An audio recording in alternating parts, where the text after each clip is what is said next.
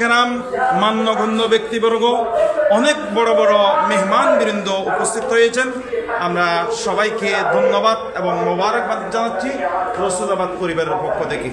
আমাদের সম্মানিত ভারপ্রাপ্ত অধ্যক্ষ মহোদয়, রসুলাবাদ মাদ্রাসার সম্মানিত ভারপ্রাপ্ত অধ্যক্ষ মহোদয় এবং আমাদের জনাব হারুন চৌধুরী সহ আমাদের প্রাক্তন ছাত্ররা যে সুন্দরভাবে বার্ষিক সভাকে সুন্দরভাবে সফলভাবে আঞ্জাম দিয়েছেন, আমি প্রত্যেককে মোবারকবাদ এবং ধন্যবাদ জানাচ্ছি। বিশেষ করে আমাদের কালিয়াস ইউনিয়নের চেয়ারম্যান মহোদয়কে ধন্যবাদ জানাচ্ছি যে 5 তারিখের পর থেকে আমরা দেখতেছি যে প্রত্যেকটা চেয়ারম্যান আত্মগোপন আছে, কিন্তু আলহামদুলিল্লাহ 5 তারিখ থেকে শুরু করে আজ পর্যন্ত সম্মানের চেয়ারে আমাদের চেয়ারম্যান মহোদয়কে আল্লাহ তাআলা বসিয়ে রাখছেন।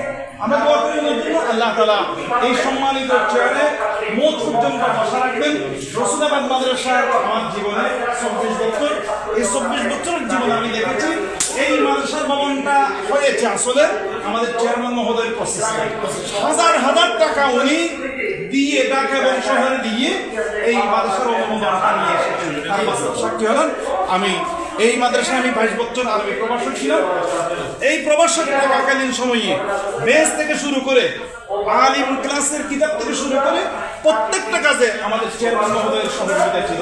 আলহামদুলিল্লাহ আল্লাহ দোয়া করি যে সম্মান উনি পেয়েছেন মৃত্যু পর্যন্ত সম্মান আল্লাহ তাআলা বহাল রাখুন, সম্মানের চেয়ারে বহাল রাখুন এবং যে সমস্ত মেহমানরা আসছেন, মেহমানরা এসে সফল করেছেন বার্ষিক সভাকে সালানা জালসাকে, আল্লাহর দরবারে প্রত্যেকের জন্য দোয়া করে আল্লাহ তাআলা প্রত্যেককে কবুল করুক।